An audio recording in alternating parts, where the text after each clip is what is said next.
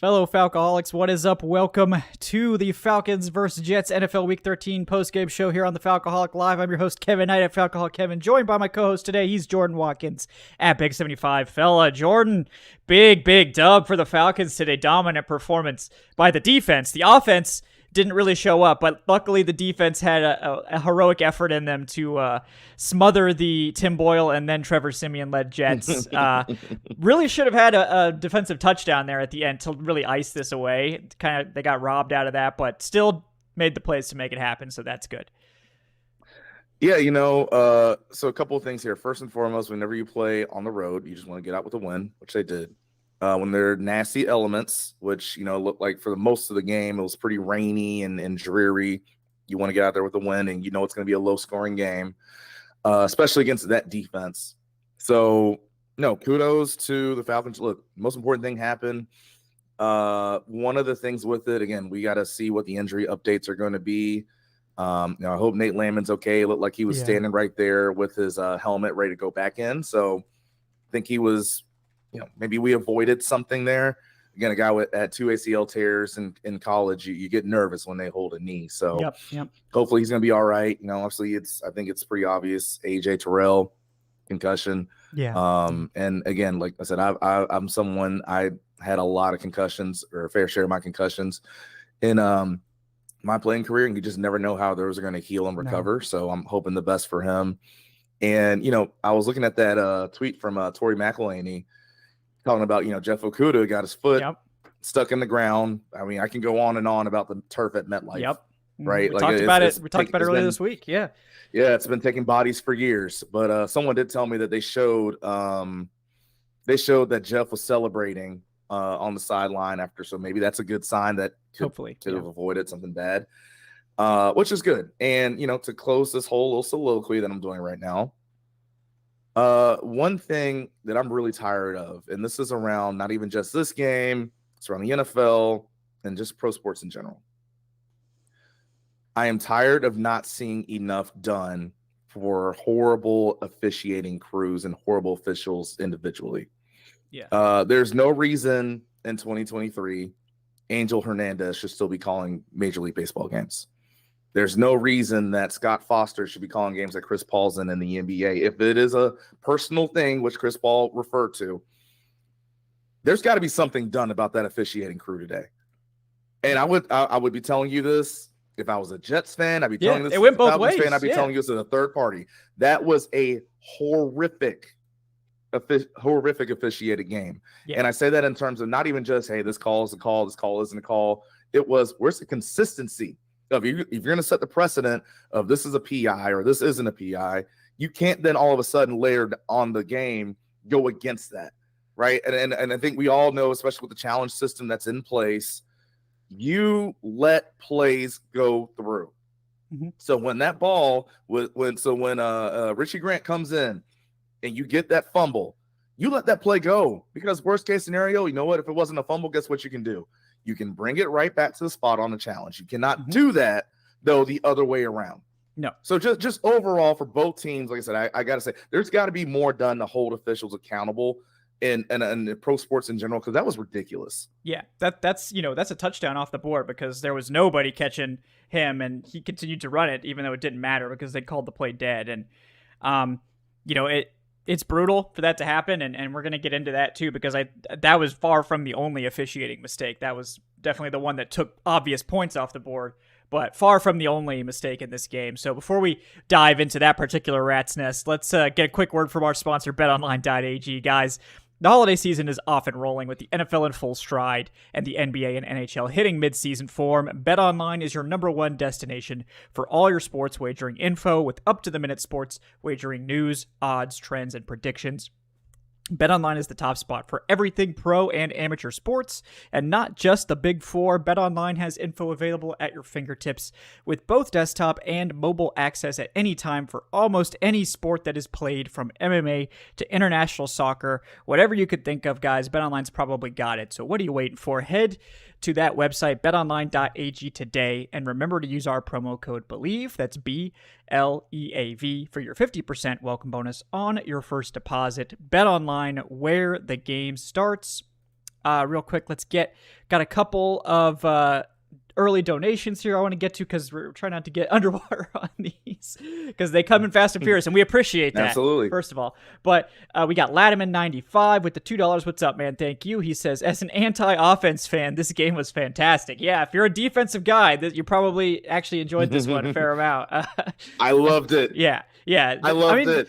If the defenses are both playing like actually really good football, then it's actually not that bad because the defenses are making splash plays. You're getting splash plays, it's just not scoring. So I can sometimes low scoring slugfests really aren't bad games. So I this one was just ugly, but like it doesn't have to be like a low score game doesn't have to be terrible. That's true.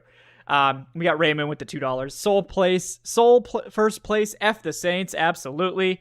Love that one, Ray. And then we got Noah C with the $5. What's up, Noah? Resident moderator. He says, I don't have enough bleach in my house for my eyes after that game. Also, can we talk about the refs? What were they smoking? Yes, we're definitely going to do that. And we got another one about the refs here before we dive into that from Adrian Russ. Thank you, Adrian, with the $2. He says, I understand the offense and Ritter struggled, but he played just good enough for us to win against a really good Jets defense.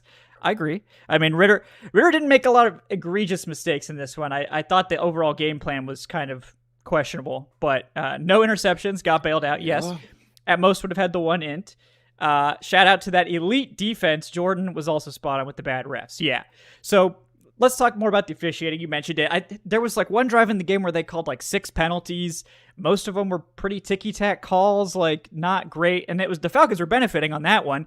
And then they get down to the end zone, and there's this obvious hold on Jonnu Smith on that play. And they don't call that. They call these like very questionable potential penalties, and then they ignore that one at the end. And that's just one example. I mean, they were so all over the place in this game. I mean, it didn't make any sense the way they were calling these plays. There was no consistency.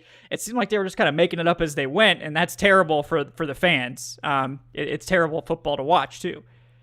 Well, and to that point, I get it. Obviously this is a TV product, but it's terrible for the players. I'm telling you, players will switch up how they play a game based off what is or isn't called, right? So if you have this that is holding 1 point and then it isn't holding another point, that changes and that messes with your mind of how you're gonna block.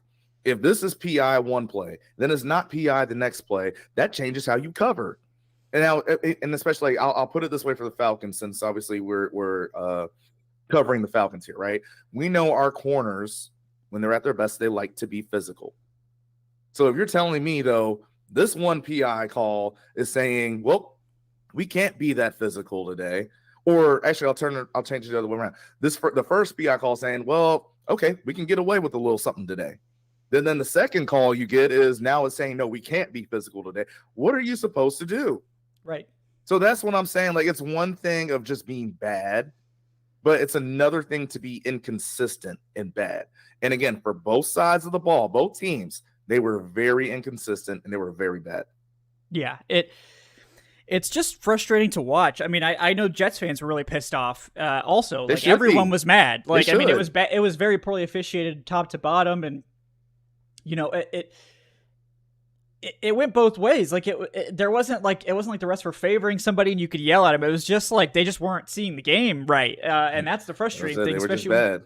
And like, there's always going to be some inherent problems with the officiating. That it's a subjective thing for the most part. A lot of these penalties are just sort of you see it and you have to kind of make a determination sort of thing. I mean, we've all heard the refrains, right? There's holding on every play. A lot of defensive stuff could be called pass interference or whatever, but it's sort of like, does it rise to the level of a penalty or not? That's what the ref has to decide. And these are the professional refs, we have high expectations for their ability to determine that.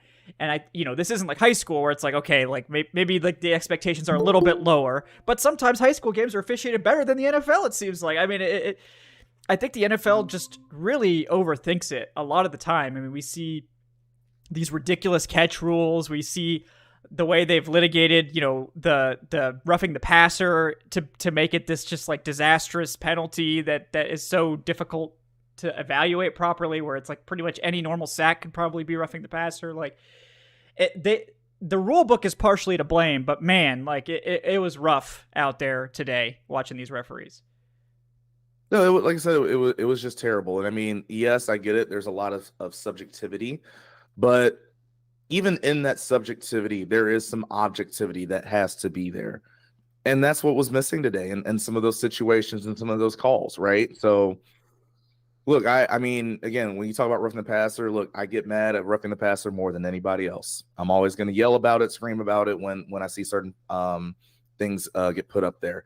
But to your point, it's the reason why that's so poorly officiated is because the rule book is so terribly described. And again, this is part of why, as another little tangent real quick, I hate what Tom Brady said the other week. I hate it. Like, you do realize you had plenty of times when you were playing, talking about the whole mediocrity and that he's seeing right now and certain techniques, this and that. You could have called it out when you were playing, but no, you were benefiting from it when you were still playing, right? That Grady Jarrett sack, that wasn't roughing the passer, but they got called roughing the passer last year when we're playing in Tampa Bay. You could have said something about that then. You didn't want to do that. Remember, I think it was you've had a couple playoff games when he got hurt, because I think that's the year Matt Castle had come in and play basically the whole season. You didn't say anything then about low hits to the quarterback. Oh, but you want to talk about it now?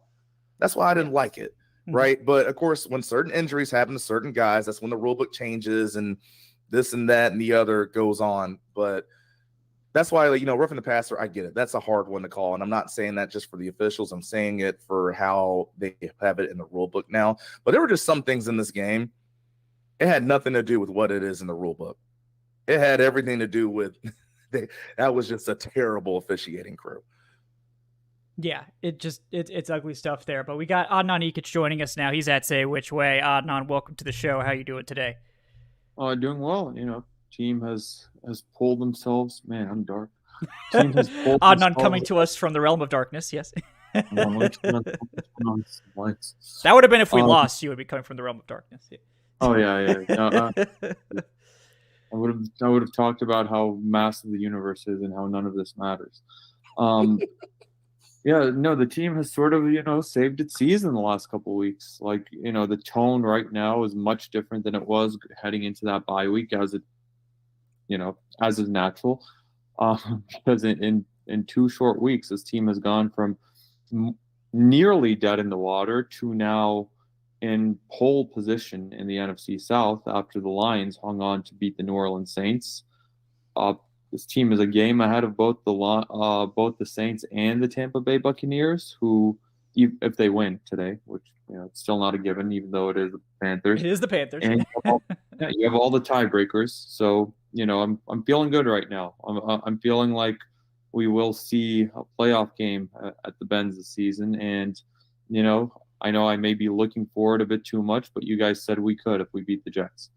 Yes, you can start talking about it a little bit, because now you actually do have a lead in the division. You have a 3-0 divisional record. Now, it's very much on the table that the Falcons could Falcon it up. I mean, that obviously is in play no matter what. But yes, I mean, at this point, they're back to 500, and, we're inching closer to the playoffs being a reality for this team, not just a meme. Because somebody's got to go from this division, and it doesn't seem like anyone else is stepping up at this point. But yeah, rough game offensively, obviously. Defensively, 2 thumbs up. I mean, they overcame injuries. AJ Terrell comes out. Clark Phillips comes in and looks awesome. I'm gonna get on my soapbox about that here in a minute. I know you are too, Jordan. We're gonna save a whole segment for Clark Phillips, but yeah, let me get to Jason Gaines here real quick with the $2. Very upset with the officiating crew. He says Ron Chilbert and that crew were awful today. I don't think they should ever be allowed to officiate another NFL game. And yeah, I mean, that's probably too far. Like, I agree with your anger, Jason. Like, it is very frustrating. It's just like there needs to be some kind of accountability. Like, can we get like a statement like we messed up, or like can there be penalties? I mean, I think just firing people outright for bad officiating is probably a little far, but like there needs to be some step we can do other than just saying like just silence or saying, oh, we got it wrong. Like that there needs to be like some kind of action that can be taken. And it's because it's a really tough job. It's a thankless job. It's a tough job. It's really difficult to do this job correctly. But, like, there's certain things that should be codified. Like, if it's a potential fumble, even if you don't think it's a fumble, you don't blow it dead. You leave it out there because you can't play out. Yeah, you have to let it play out, and that I think that's a thing. Like they're supposed to do that, but instead, yes, so there needs to getting the refs to be full-time employees, at least some of them, was a good first step. But we need more training. We need more stuff. Play, how different is the narrative? Because that play took away 6 points. That was going to be a touchdown. Yeah. How different is the conversation right now if Trevor Siemian goes downfield and scores a game-winning touchdown for the Jets, knowing then that, if that play isn't whistled, that whistling that play dead pretty much cost the Falcons the game in that situation. It's going to get buried now, and it's not going to get talked about because the game ended up the way it did, 13-8. But the referees gave the Jets an opportunity to win that game based off their own mistake, and that just can't happen. Yeah, I mean, we're still talking about, and I hate to throw salt on the wound for this if we have any Georgia fans in here, but I mean, some of the last few SEC championships that we've seen between Georgia and Alabama, or even the national championship, Tyler Simmons was onside. We're still talking about that play to this day, and that was years ago. Now, of course, I think I saw people were asking the question about a false start, and before that that was right before the missed field goal. And there was also, I think, Isaiah Bond, I believe he had a fourth down conversion. People were questioning why that wasn't challenged. Now, I didn't, just for context, I'm putting it in this way because I actually had to call. I was doing a broadcast for a basketball game, so I didn't watch the whole game. But my thing is, you never want a game to come down to a point of, like, to your point, Adnan, if the Jets go down and win that game, you never want a game to come back to the point of, well, the ref did this and the ref said that. Like, there are 22 people on a field at a given time that are really supposed to determine the outcome of a game. Let them do it. Yeah. Let them do it. Don't let the other 5, 6, however many officials you have on the field determine that. Yeah, exactly.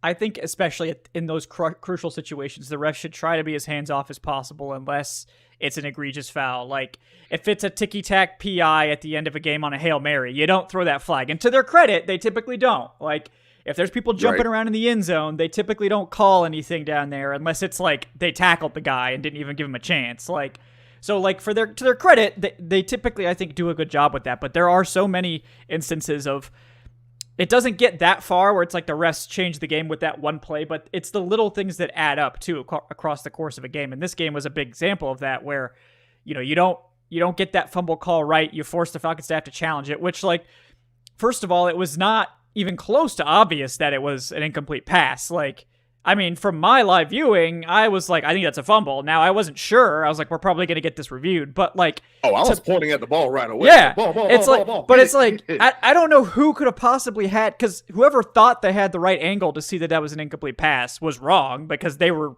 incorrect. But, like, I don't know how you have the, like, gall to think that you're that perfect that you could just blow a play dead like that. Like, it's... You can't do it. It's against... like what you should be doing anyway. So you have to be absolutely sure to blow it dead. And they still did it. So you have the benefit of replay is the other thing. And all turnovers get reviewed automatically. Worst case scenario, if that's a fumble, the Falcons run it back, and if his arm is coming forward, worst case scenario, you go back and it's just an incomplete pass. You just reverse it. It's no big deal. Yeah. But that's what they're trained to call it as, and they didn't do it. That's the whole point of all of this. But also, what if Arthur Smith had no challenges left? What if the Falcons had no timeouts left? And then you can't even, trigger a replay in that situation. It's just, I don't know, it's just the wrong thing to do. And I don't know how the NFL grades refs. I don't know, like, it's a very, like, secret thing with these sports leagues. Like, there's no transparency with how the refs get graded, if the refs get reprimanded, like all of that. They're just I feel like they're overprotected in this instance, but like it's just a bad look. Yeah. And it's something that really could have cost the Falcons a really good game. And I feel like the defense sort of like deserved that touchdown. They did. They played their asses off. Yeah. Played lights out in this game. I mean, like, they forced 3 turnovers, and they just kept flipping the field. And without Terrell too, and they missed Lamon for like most of the fourth quarter. And it's exactly what we talked about on Wednesday. And, even though the offense only scored 13 points, I do want to give the offense their props because they did what we were looking for them to do, which is, hold on to the ball. Like, don't turn the ball over. You don't have to go out there and win this game if you're the offense. Just go out there, play conservatively, flip the field, when you have to. Just do not give the Jets any momentum on defense, and they didn't do that. They put the ball in their defense's court, and the defense went out there and they won you the game.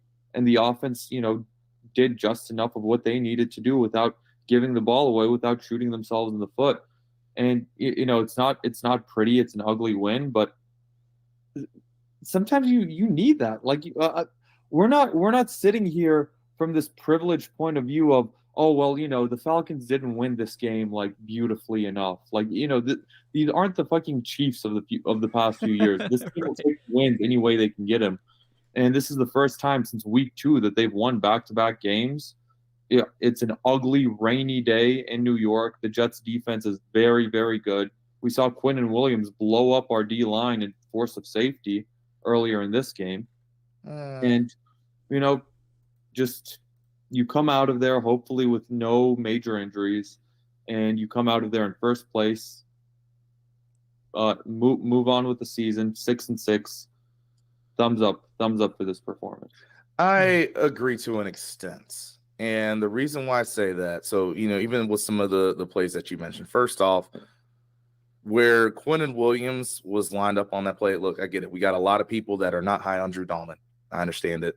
Jason Kelce is not making that block in that situation.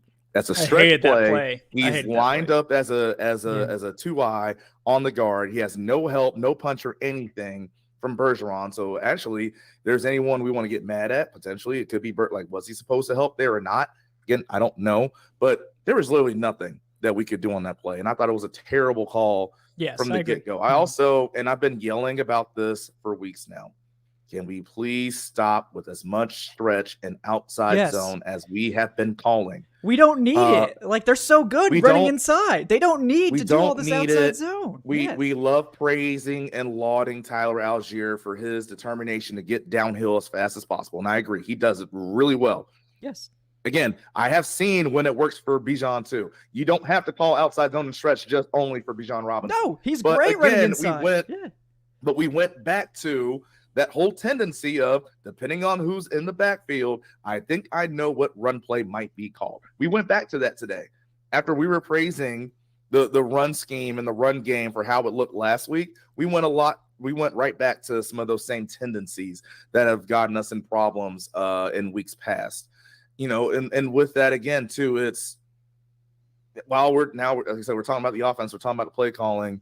There were just so many situations where, again, situations matter in football, especially in one possession games. Situations matter. I thought some of the situational play calling was not good. Thankfully, Desmond Ritter did a good job of sliding down on that third down play, but it looked like another 2-man route, which again, shocker if you haven't been paying attention for a while. We have a lot of people that run routes in the same spot, all over the field. So I wasn't happy with that play call at all either. Now, give them credit from this standpoint, right? They scored more points than the Jets did. I will give them that. But there were certain things just still felt off today. Like, the Jets are a great defense. Want to give them their props for that. Yeah. But there's still moments where I can't tell if Kyle Pitts is really a receiver on the field or is he just trying to run it clear and be a decoy? Because sometimes it looks like he's still pulling up and not really being out there on certain routes, right? There's just certain, like I said, it just feels off. Yeah. It really feels off. And obviously, again, this is a really good defense we played, and it's really going to highlight some of those, things that are off when you're playing against a good unit like this, like the Jets are. But still, nonetheless, it's very off. Yeah, I agree. And you have to imagine Kyle Pitts is tired of being a clear out option. And it's like, I think he has a point, but it's like when he's being targeted, he looks great. Like he's running, he looks healthy. So it's like, I struggle to think, I mean, I'm sure you don't come back from an injury like that 100% quick. Like, it's possible there's still some of that going on. And like when you're running clear outs and you're not the target, you're not necessarily supposed to be just flat out sprinting all the time, because that's part of playing offense. Like you want to conserve some of your energy for when you're going to be targeted. But like, yeah, I mean, I agree with folks that are saying like Pitts is not necessarily running at full speed on some of these routes, but I think it's because he knows he's not a target. Like he's not a read on the play. So, but that's where I'm saying it's off, because if he's doing that and he's not supposed to be a read, but Desmond's looking at him as if he is supposed to be a read, something's not right there. Yeah, it just, the whole thing is so disjointed. And like today still, like I agree with you. Like I have a problem with the game plan. I think like the players, I feel like it's like they're fighting against, like they're trying to push a boulder uphill in this scheme. Like they're like, we know the Jets have a great pass defense. We know they're going to be hard as hell to throw the ball against. And like we threw the ball way too much in this game. Now, credit to Desmond Ritter. That Michael Pruitt touchdown was spectacular. Beautiful. Throw to London was spectacular. There were a couple great passes to Pitts. One that Pitts did drop that I maintain it was a difficult catch just because of Pitts had to full extend for it. He should have caught it. Still a difficult catch in the rain. But like Ritter's overall passing, I think was fine. But it's like, this is such a good secondary and such a good defense that I just don't understand the idea of like, they come out on a drive where they could salt the game away by just running the football, and they try to do a play action deep throw. And like against some defenses, that's a great idea, but not against the Jets. Like, first of all, you're going to get pressure in your face because they have an elite pass rush. Second, like even if you get a one-on-one, their corners are elite. Like this is maybe the best secondary in the NFL or close to it.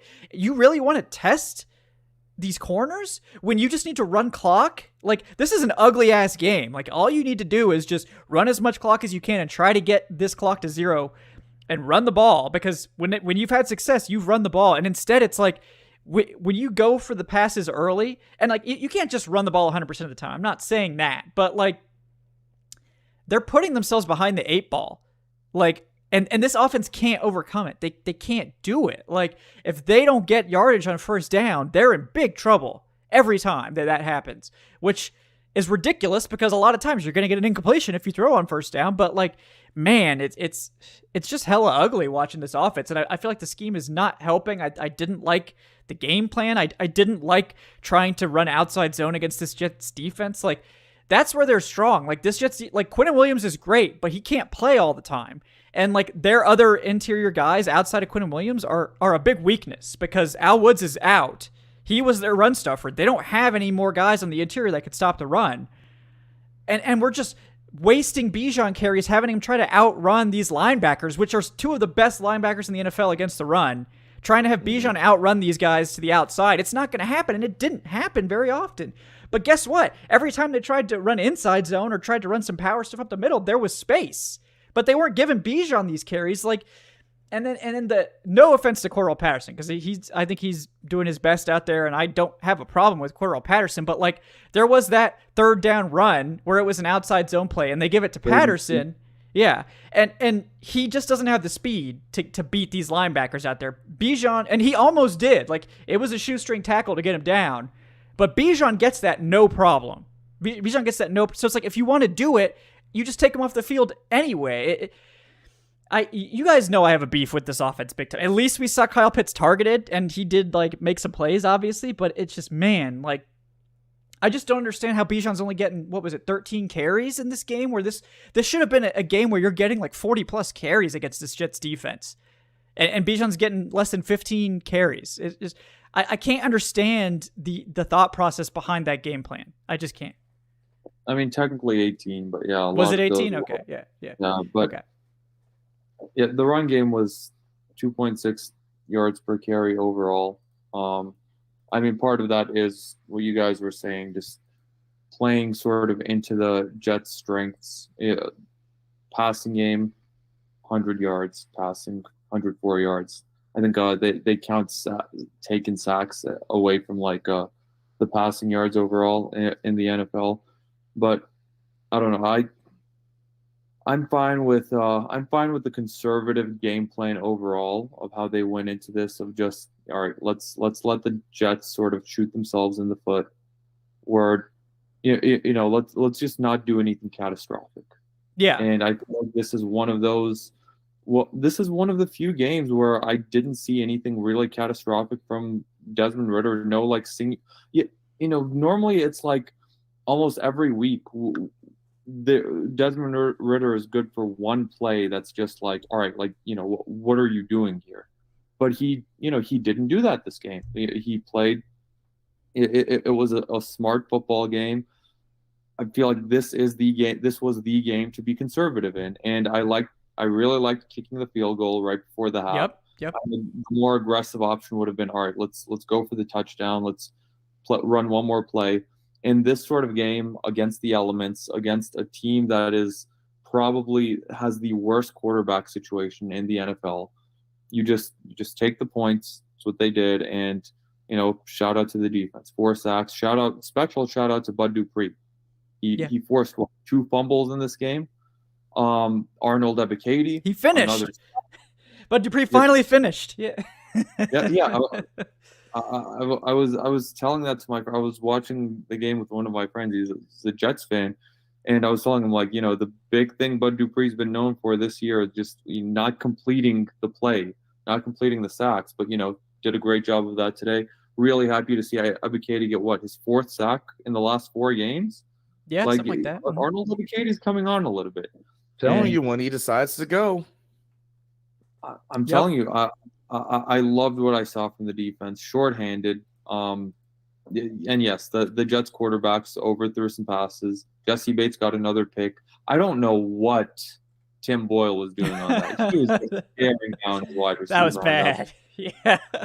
I mean, he's yeah. It seemed like the last straw for him, too, because after that, Trevor Siemian came in. And when Siemian came in, I was like, damn, now they have a better chance of winning this game. Siemian didn't really look any better, to be honest. So It wasn't. It wasn't overall. There was that one play for Siemian where he started, running to the left. Then he turned around and started running to the right. And it's like, what are you doing? The Jets are a mess right now at the quarterback position. Yeah. And, defense gives up 2 field goals. And no huge plays. Take it however you can, whatever way you can get it. And it seems like Nate Landman looked okay on the sideline. He had his helmet on.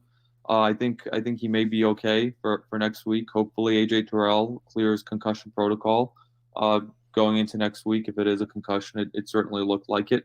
But you know what? I think you escaped any huge injuries on that MetLife turf.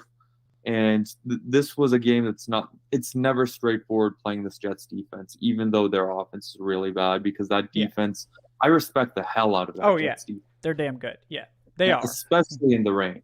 Congratulations, y'all. We just beat Iowa. Yeah, we beat Iowa. We did it. Hey, Iowa got to the championship, okay? Well, I mean, I'm saying that to the point of sometimes defense can carry you a good ways. That is the best comparison I can give right now for this Jets team. It's Iowa. It's pretty spot on. It really is. Let me get to a couple more of these donations. We got also Crimson Huntsman, shout out for becoming a channel member. I saw Crimson Huntsman in the chat. I want to make sure he was here before I gave him a shout out. So what's up, Crimson? Thanks for supporting the channel. And if you guys want to sign up, we do have YouTube channel memberships going now. It's basically the same as Patreon. It's just you get, perks for the YouTube channel specifically instead of the podcast. So if you're more of a YouTube viewer, channel membership is probably your thing. If you're more of a podcast viewer, the Patreon is probably your thing. But either way, we appreciate the support. Thank you, Crimson, for that. We got George Costanza with the $3. He says, defensive game plan, give it an A. Defensive execution, A+. Offensive game plan, D+. Offensive execution, D-. Officiating, F-. Sadly, we're going to make the playoffs and then get smoked at home by 35 by Dallas. And that's going to mean we keep Arthur Smith. But at least they threw it to Pitts this week. Yeah, I can't really yell about Kyle Pitts not getting targeted this week. So there's at least that. Because I've been beating that drum way too often. So they were targeting him. That Thursday night game, by the way, was maybe the primetime game of the year this season. That was a hell of a game. Not if you like defense, but it was a very fun game. But man, I was really hoping Seattle would pull that game out. I would much rather see them in the playoffs than Dallas. But it is what it is. Oh yeah, for sure. I'm just petty and don't want to see Kyle Shanahan win. Yeah. I mean, look, if the one thing with Dallas is if there's one team that's going to blow a playoff game in embarrassing fashion, it is the Dallas Cowboys. So we have that working for us, but that's probably the only factor we have going in our favor. I will say I'd much rather see the Cowboys than the Eagles because that division isn't really settled just yet. They play each other next week. And Yeah. especially if the Eagles lose to San Francisco this week, it could actually get very close in the NFC East. Yeah. So we'll see we'll see how that shakes out. But we got George Costanza, and this will help us sort of pivot towards the defensive talk here. He says, all that Richie Grant shade I've been throwing around, got to give credit where it's due. He played an excellent game today. Also, Helms might end up being the draft steal from 2023. And you say you don't like Atlanta drafting in the 7th round, Kevin. Tisk tisk. Yeah, that's a big that one definitely looks like they got something there with Helms. He's definitely been a good contributor here, but Richie Grant did have a good game today. I'll give him his credit. UCF legend, Richie Grant. And then Clark Phillips is who we really got to talk about, Jordan. I know you're itching to get to Clark Phillips, and I was pounding the table all offseason. Like, we need to give him a chance to play outside before we force him to transition to the slot, because I think he was so good in college at this. He didn't really have the issues with the big receivers that you would normally see from a smaller corner. Watch his game against Drake London. He was one of the only corners that actually matched up with Drake London effectively. The size is not really an issue for him. He plays bigger than his size. And I just think that he's not the best run defender inside, but you saw he's perfectly fine playing outside. He's good at redirecting. He's good at slowing guys down. He's just not a guy you want in there trying to mash players, from a slot position.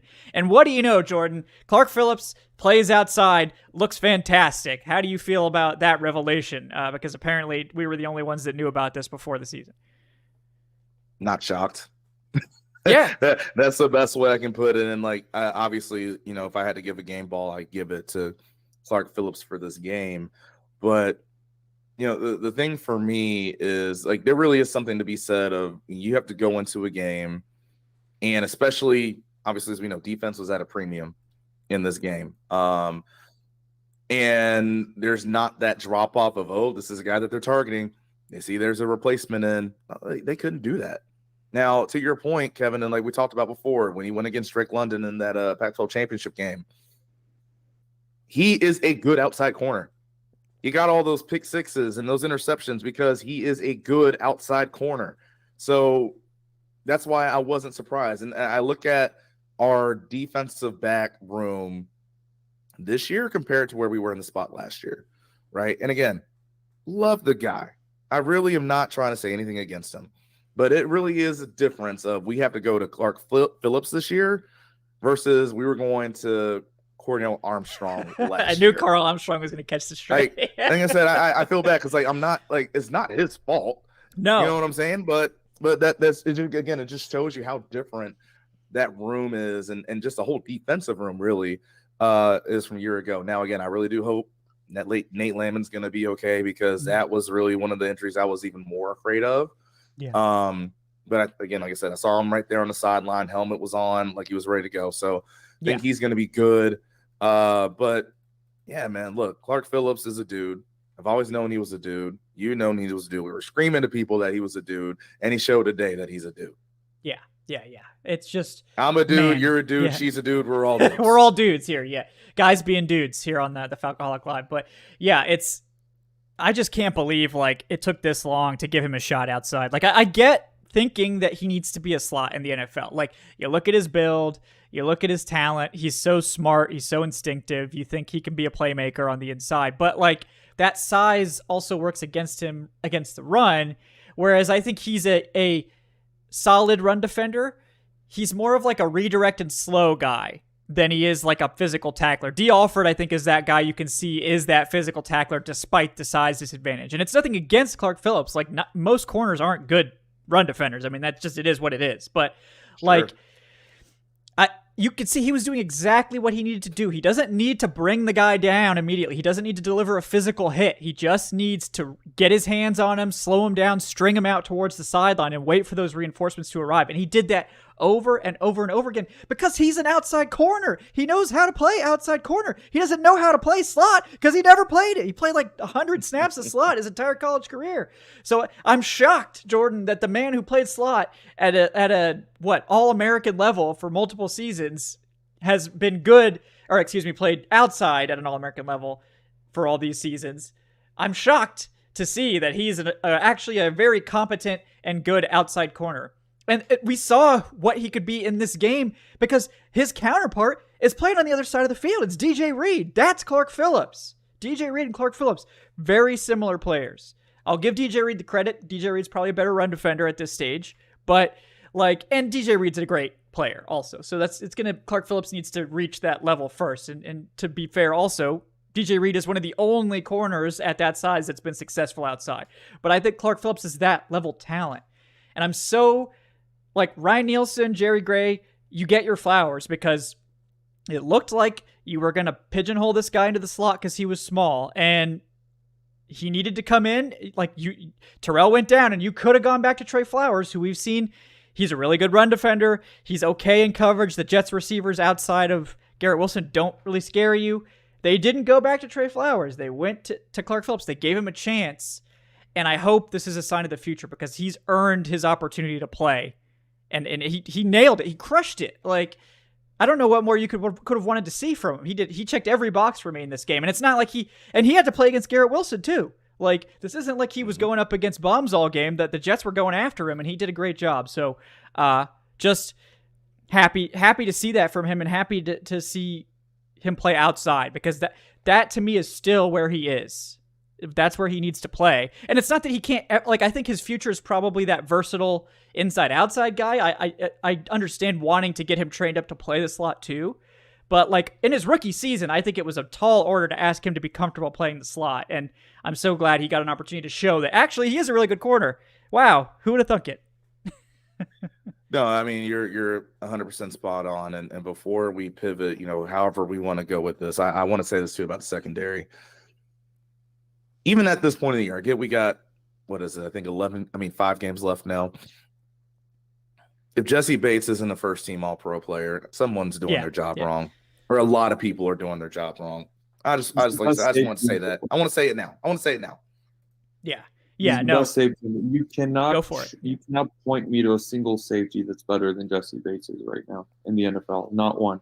Yeah, and he's doing it with very little pass rush in front of him too. That's what makes it so impressive. Is he's just making plays.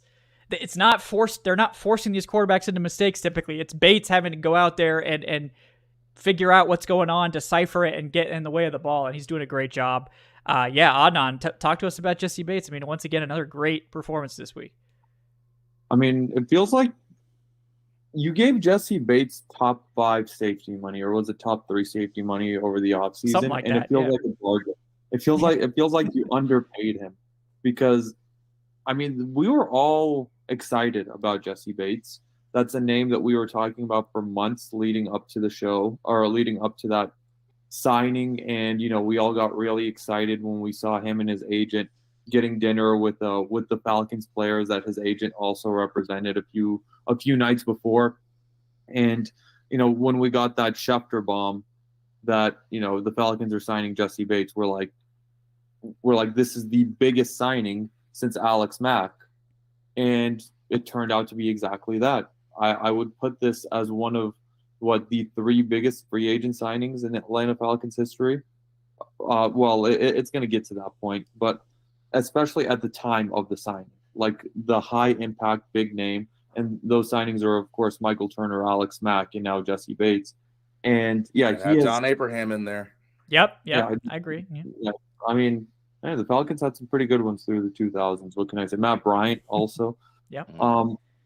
But it feels like he completely stabilized that secondary.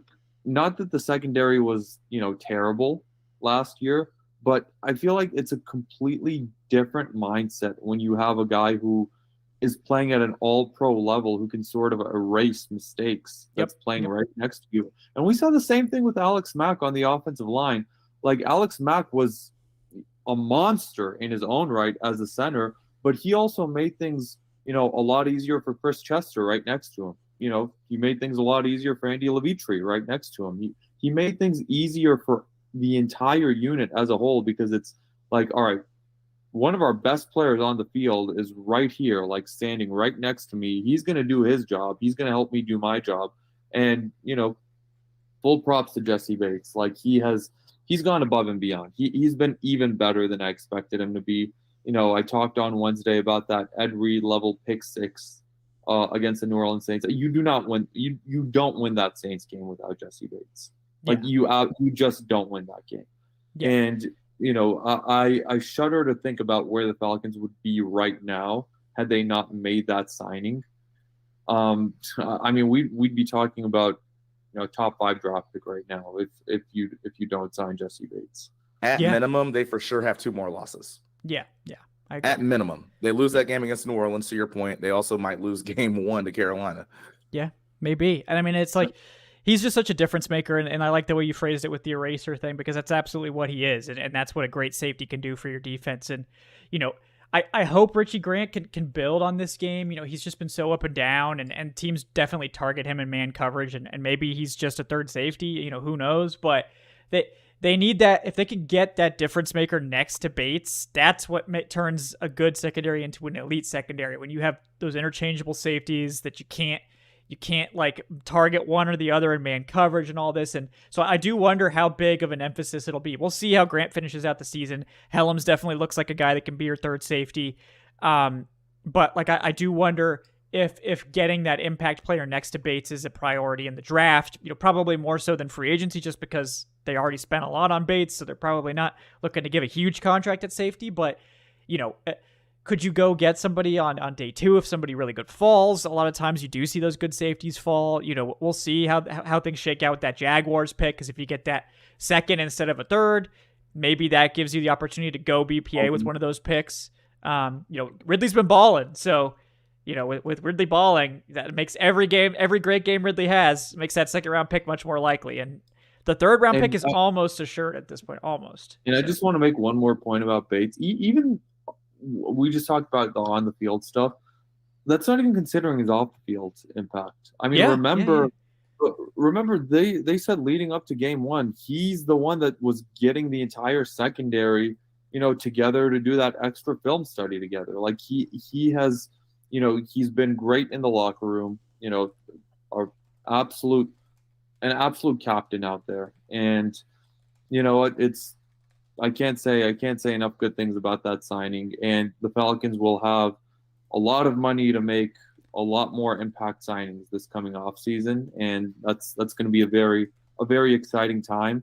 But we'll talk about that in a few months. Right now, as I said on Wednesday's show, we have a division to win, and we have a playoff game to host in a few weeks. One thing too, as we're talking about this, because at now you're 100% right in terms of that's the focus and the goal right now, right? Is win this division, host a playoff game. Since we're talking about the secondary, though, there's one thing that I want to bring up, because I keep seeing it over and over. So now it's at a point where I think it is just part of the philosophy and not the players doing something. When we're in cover 2, our outside corners do not put hands on receivers at all. There were a couple of throws, like if you want to highlight good throws actually that were in this game from the Jets, whether it was Simeon or Boyle, they had a couple of good hole shot throws in there when we were in cover 2. The reason why I bring this up is because obviously there's going to be that space right between where the corner is, then where the safety can then get there and help. And you have to help the safety out to get there by disrupting the timing at the line of scrimmage. But one thing that I've seen consistently for us throughout the whole year is that when we are in cover 2, we don't put hands on the guys at the line of scrimmage. And again, just something really interesting. And I'm just so curious as to why that is, because I think that is going to be something that people are going to see on tape. And if they do see a cover 2 read, they're going to hit us on it. Yeah, exactly. And I don't know what's going on there, but you're absolutely right. Like they don't play zone with a lot of discipline. Okudah doesn't seem to get enough depth in his drops there, and it's just that always seems to be open. There's just like a hole in the defense on some of those zone plays. And earlier in the season, there were some blown coverages. I mean, there's some vulnerabilities in this defense. Obviously, we hope Okudah's okay. I know you mentioned Jordan that maybe it looked like he was celebrating on the sideline, so there's some hope there that maybe he is okay. But yeah, there are some vulnerabilities there, and Okudah, I think in man coverage has been pretty damn good, but I think he's just a little bit vulnerable to those type of plays. And he had a play today where, to Jordan's point, I think he was in press and was it Garrett Wilson?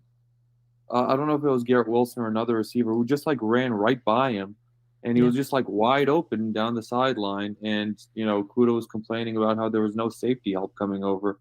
And he, like, as good as Okudah's been this year, he does have some of those mental lapses. We saw it last week, first play of the game, where Chris Olave had his 50-yard catch. Yeah, exactly. And I guess that's the thing for me, where it's just like, again, at least in cover 2 situations, I can't call it his lapses because I've seen AJ Terrell do the same thing in cover 2. So that's what I'm saying. Like, at this point, we're in week 13. It feels like that is how it's coached. Yeah. And so my question again is, why is it coached that way if we're in cover 2 like that? Yeah. It doesn't make a lot of sense because there's just so much space there for somebody to run into and get an easy catch. And it's like, as good as Bates is, you can't expect him to cover that much ground and get to the sideline for that type of route. He still almost does. Yes, and he still almost does. But like, you shouldn't be asking anyone to do that. It's not going to work most of the time, even if you have an elite safety. And you got to give your safety more help than that. I mean, you got to at least contest the catch underneath.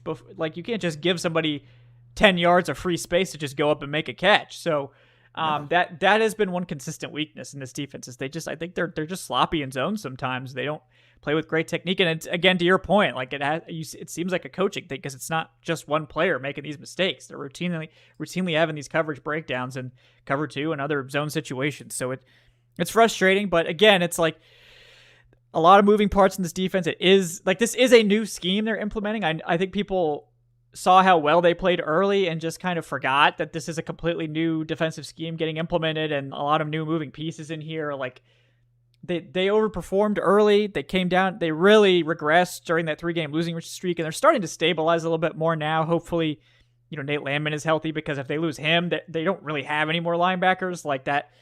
Like that was their backup linebacker, and that worked out really well, and he's been great. But yeah, Andre Smith Jr., like, no offense, but I'm not expecting great things from that.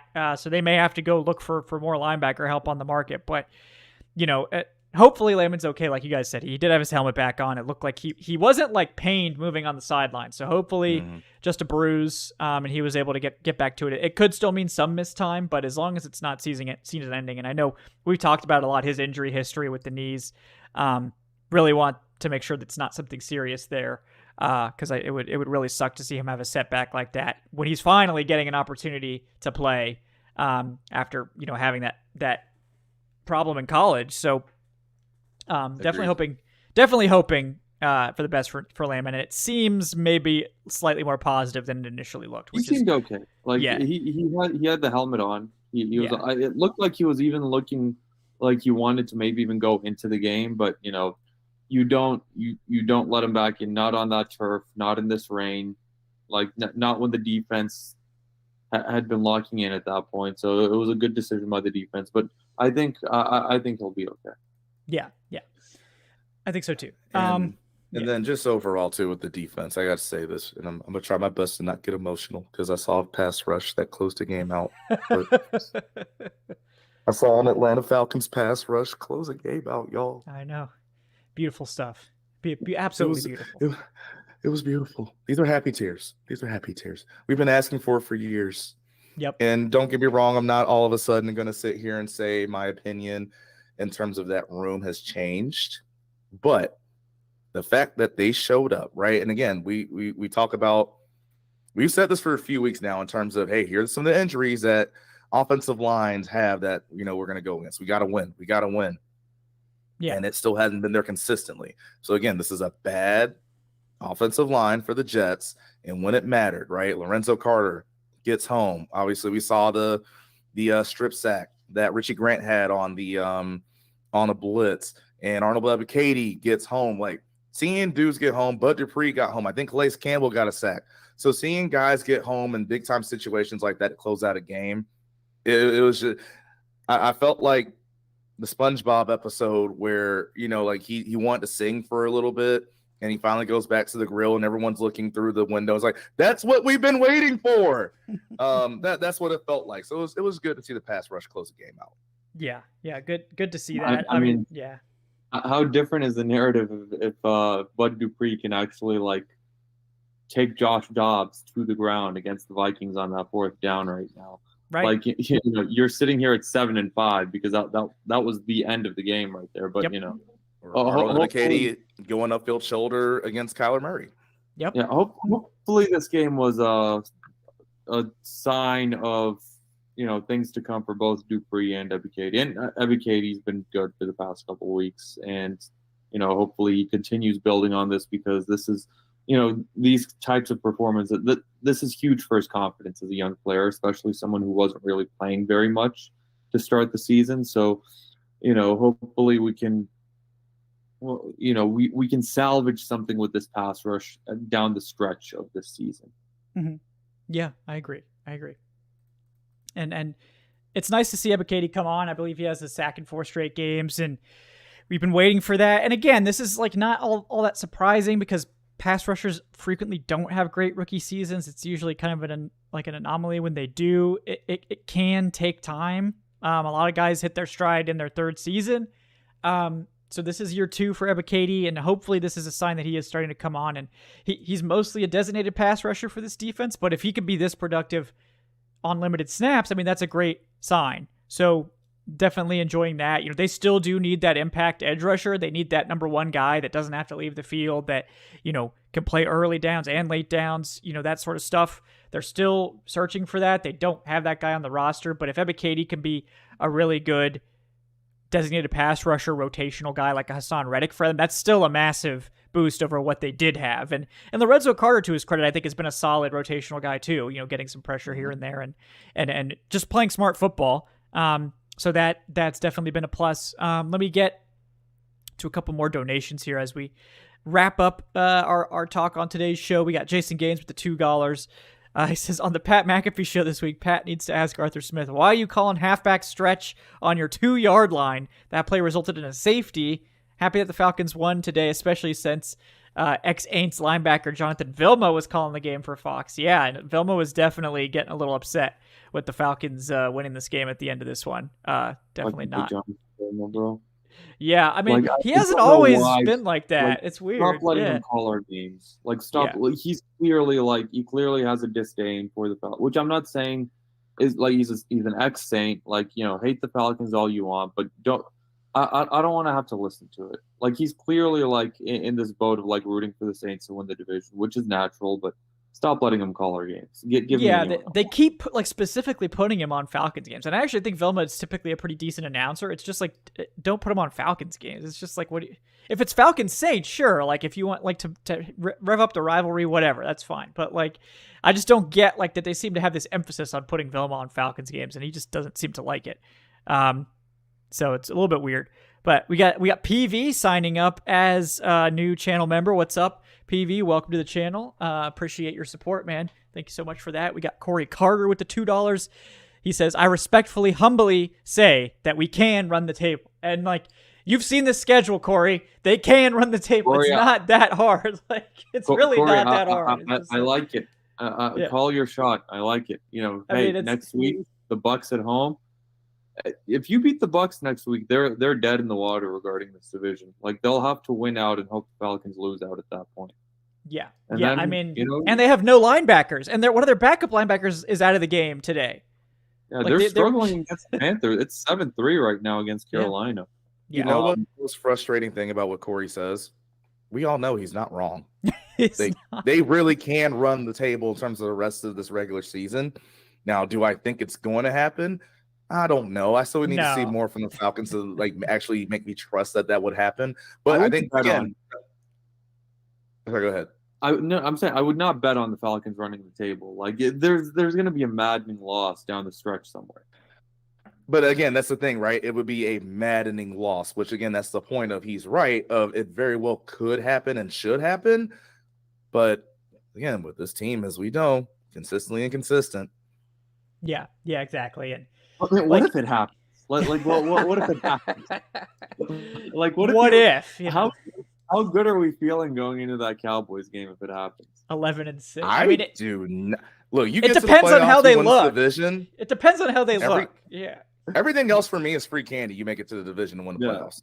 Like that, because that was my expectation. Now, of course, with that, I'm always going to be one of the first guys to tell you that, hey, you get to the playoffs, it's just a one game situation. Anything could happen, which is true. But again, the thing for me is as a group, and Kevin, I know we talked about this a good bit on the preview show on Wednesday. I need a sense of a winning culture to be in and around the Atlanta Falcons, right? Like that's the main thing for me. That's the biggest thing for me. Win this division. Let everyone else know in here, hey, this is the new standard now, is winning. I don't care what everybody else does.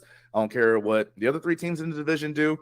Doesn't matter. It matters what we do in here, and we're all about winning. You want to keep getting some big-time free agents in that building like Jesse Bates, you better keep winning. So that way, when they look at this team, they look at it more as they're this piece away from being a contender. They're this one piece away from being a contender, and I am that piece.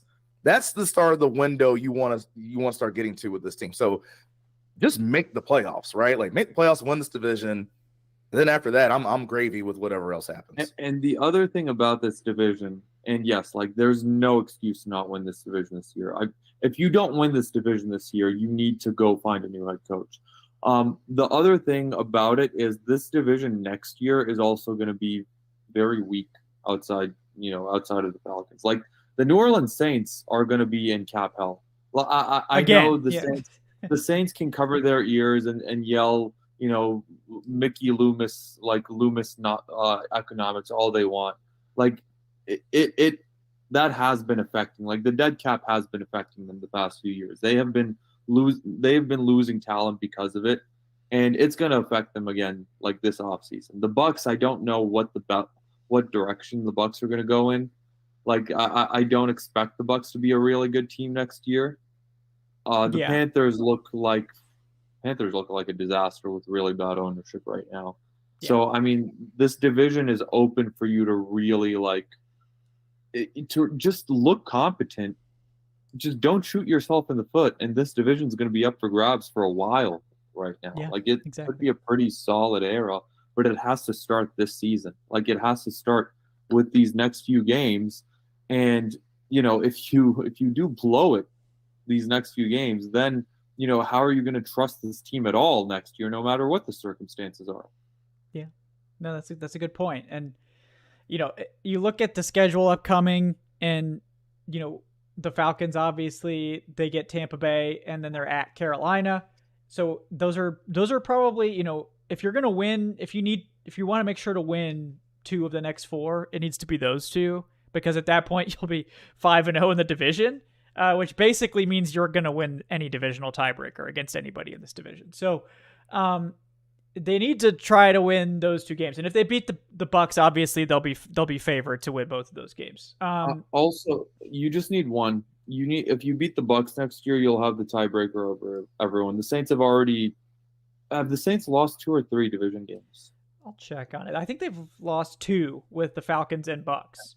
Okay. So the Saints can theoretically go 4-2. Okay, never mind. It's not fully mathematically done, but I think you do also have a better conference record than the Saints. Probably, yeah. Which is the next tiebreaker in case it is 4-2, but that's really getting into the weeds. This team will more than likely win any tiebreaker against anyone. Yeah. So if Indianapolis is the one that I would say is probably going to be a loss. Like Indianapolis, they're playing well. They're playing pretty good. And I think they're probably going to lose to Indianapolis. It is at home, so they have a decent chance. And Indianapolis has been far from unbeatable. It's just they're probably losing to Indianapolis. At Chicago. Chicago is the most high variance team I've ever seen. It's they'll go out and beat, they'll beat somebody good and then just be an absolute dumpster fire the next week. So who knows with Chicago? But yeah, so if the Falcons do, say the Falcons beat the Bucks and Carolina, that means they can, if they go into New Orleans up a game, then they've won the division. They'll clinch the division if they beat Tampa Bay and Carolina and they have a 1-game lead on New Orleans going into week 18. So that would be nice to not have to have that game not matter. That would be the best way to do things, in my opinion. But we'll see. The thing about Indianapolis, they may not have Jonathan Taylor, and it also may not matter because the Falcons never beat Indianapolis. No, they Like don't. the Falcons, I think the Falcons have the worst record against Indy head-to-head than like anyone has against anyone else in NFL history. Like the Colts just have our number for whatever reason, and it's not just the Peyton Manning era; it's like after that too. Yeah. I don't think they're beating Indianapolis, so that means that they're going to lose. And the other thing is the Saints have almost as easy a schedule as the Falcons over the last, 5. Like now that they've played Detroit, the Rams are the best team they play. They play Carolina, they play the Giants, they play the Rams on the road, they play Tampa Bay on the road, who they already lost to once, and then they play Atlanta at home. They got smoked by Tampa at home. Yeah. So like there's a solid chance that, the Saints might only lose to the Rams. Maybe they lose to Tampa Bay as well. So obviously if they lose to the Rams and Tampa Bay, they're pretty much cooked. So that the Saints really have the pressure on. Like they kind of have to run the table unless the Falcons just start screwing up. So, which is always a possibility. You can't ever rule that out. But if the Falcons keep winning games, like if the Falcons win the next 2, the Saints are going to be, the pressure is going to be on basically. Like they really can't afford to lose anymore. Or they're going to be out of it. Because if the Falcons win out, it's over at this point. Like obviously, if the Falcons went out, they play the Saints again. So like they'd get up to a 2-game lead at that point. They have all the tiebreakers. But even if the Falcons drop a game to Indy, if the Saints lose another game, then if the Falcons lose one game, they lose to Indy, and the Saints lose one of these next 5 games or 6 games, or 5 games, including the Panthers coming up, then Atlanta will win the division going into week 18. So that would be great. Just like if they could do that. If they could do that. But I do think they can afford to lose to the Colts, but if they lose any more than that, it's going to set up a showdown in week 18 with the Saints for the division title. So just win, baby. That's all you got to do. Just win. It'll be in Atlanta. You control everything. So you have everything in front of you right now. So control what you got to control. Yep. Yeah, that's gonna be it for me. I gotta head out again. Shout out to everybody in the chat. Y'all been awesome. Adnan, always a blast. Kevin, always a blast. Falcons win. Again, I always take an ugly win over an ugly loss. Hopefully everyone's going to be okay and healthy. And let's just go ahead and take this damn division, man. I'm so tired of the ifs and this and that. Like, all your points are 100% right. Can we just do this? Can we just say, if the Falcons win, then we are good? Like, let's just do that, Atlanta. Please, can we just do that? That would be really cool if we could just do that and just relax in the final week there. That would be sweet. The only thing is New Orleans does get a boost with Derek Carr getting hurt. And because Jameis is better. Yeah. Because Jameis is just better than Derek Carr at this point. Yeah. I'm sorry. Yep. Right, but Jameis is also going to blow some games because he'll just throw some insane interceptions. So there's also that. But yeah. Whoa. Sorry, guys. Not time for that yet. But yes, Jordan, thank you so much, guys. He's at Big 75 fella. Appreciate Jordan's time tonight. Adnan, anything else? I was working on getting my prize picks read here, but anything else you want to touch on before we work to sign off tonight? Again, another big shout out to the defense. Big shout out to Nate Landman for punching that ball away from Dalvin Cook on that original fumble, because that play set up the touchdown, because the Falcons had some really bad field positioning throughout the game. And that's the first time they really sort of like had a chance and I said it at the time, touchdowns are going to be like gold in this game especially. And yeah, what can you say? They had the only touchdown of the game. D. Alford 2 fumble recoveries in this game, which is absolutely clutch. He was all around the ball. You just really can't say enough about how Herculean this effort was from this defense. 4 sacks, 8 tackles for a loss, 2 sacks for Bud Dupree. I think did he force 2 fumbles? I don't know. I think so. Yeah, I think it was. Mm-hmm. Man, like this is what you were hoping for. Yeah. Like we talked about it on Wednesday's show with Aaron. Yeah. You just go in here, don't shoot yourself in the foot. Just play conservative. It's not the worst thing in the world if you have to punt the ball away, and as long as the Jets start out inside their own 30, just do not set them up on your half of the field. And I was I was thrilled. I was thrilled that they didn't do that. Come away with it, and we have some positive vibes. Big game against Tampa Bay next weekend. You win that one, you've pretty much eliminated the Buccaneers, not mathematically, but just about. Then you go to Carolina, which is an absolute disaster in the making right now.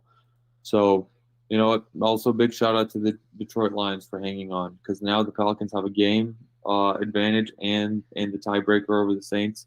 How much a season can change in 2 weeks?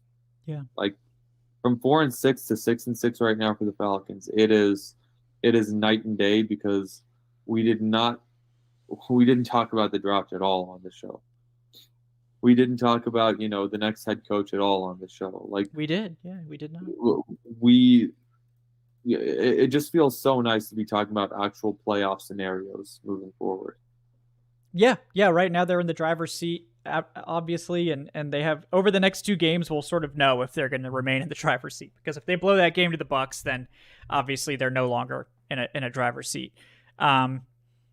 But if they win the Bucs game, then they remain very much in the driver's seat, with going into Carolina with a winning record and a chance to get 2 games above 500. I think for the first time this season, right? Or maybe they were there at one point, but nope, never. So they were 1 game above 500. That's the most they've ever been this year. So we'll see how they handle it. They got to handle the pressure. They were 2 games above 500. Oh yeah, because it's 2-0. That's right. Yeah, 2-0.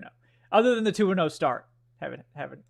But this is their first winning streak since that 2-0 start. So hopefully they can build on it. They certainly have a winnable stretch here. The Bucs are hurting. Hopefully the Falcons' injuries are not as bad as some of them appeared. But we'll get more information on that, obviously, as the week goes on, guys. So let's get to these final donations. And actually, real quick, guys, let me get my prize picks in here before we get too deep. We'll check in, because Arthur Smith ruined my prize picks by refusing to give the ball to Bijan enough. Bijan finishes with 53 yards. He needed 58.5. Doesn't get there. So, thanks, Arthur Smith, for refusing to utilize Bijan Robinson. And yep, just pounding him outside zone. If he didn't have all those tackles for loss, he would have had way more than 58.5. So, we did, of course, nail the Younghoe Koo more than 1.5 field goals made. That one's easy money. We'll see on the Rashad White one. That game's turning into a slop fest, so it's possible it doesn't even matter, because they can't really throw the ball in that driving rain super well. So we'll see. We'll see how that shakes out. But didn't win this week, but thanks again to Prize Picks for sponsoring today's episode, guys. If you're interested in getting involved, make sure you go sign up with our code DBB. Prize Picks is, of course, a skill-based daily fantasy game. You pick from 2 to 6 players. The more players you pick, the more money you can win, all the way up to 25 times your bet on any entry. And because it's daily fantasy, it's Prize Picks is different than daily fantasy. You play against the projections, not against other players. So you don't have to worry about getting bested by that one ace you just happen to be with in the group. And if you sign up with our code DBB, you get that 100% deposit match up to $100. So if you put in 100, Prize Picks will match and give you 100. If you put in 50, Prize Picks will match and give you 50 as well. So what are you waiting for, guys? Check it out. Thanks again to Prize Picks for sponsoring the show. Make sure if you sign up to use that promo code DBB. And then let me get to some final donations here. We got Raymond with the $2. He says, I like that Ritter wasn't afraid to take shots in this one. Yeah, I mean, the shots themselves, he missed Kyle Pitts, who I think did actually beat the corner on that one play. He just threw it way too deep. He hit that one to Michael Pruitt, which was absolutely beautiful.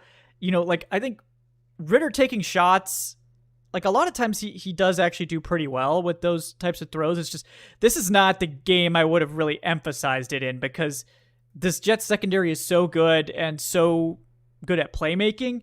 You have a backbreaking interception in this one that could easily lose you the game if you give the Jets good field position, because we saw they couldn't really move the ball themselves. But if the Falcons bailed them out with something like that, that could have been the difference. So that's why I was sort of hoping they wouldn't emphasize the pass game. Unfortunately, they I think emphasized it a little too much and didn't work super well either. They probably could have ended the game if they were able to commit to the run a little bit more, but kind of is what it is. Unfortunately, they just, not the best coached offense, in my opinion. I guess we'll just leave it at that. But So we got Jason Gaines. I know the second half of your question is for Jordan. Apologize, I didn't get that before Jordan took off here. He says, per Spotrac, the Aints are almost $88 million over the 2024 salary cap. Welcome to Cap Hell, Aints fans. Enjoy the suffering. And I'll try to ask this, Jason, next time Jordan's on, about Stanford joining the ACC and the new Pac-2 conference. I know he's not happy about it. I know that. But Ray Moon chimes in as well. Soul first place, F the Saints. Absolutely love that. We got PV with the $2 saying, I can't believe I took Matt Ryan's deep ball for granted. Watching Ritter try to hit these wide open receivers over 30 yards hurts my heart. Yeah, I mean, at least he's better than Marcus Mariota, but, you know, I know it's not been great so far. The timing just doesn't seem to be there. I never understood where that noodle arm nickname from Matt Ryan haters came from. No. Because Matt Ryan is statistically like one of the best deep ball throwers in the NFL. Yeah.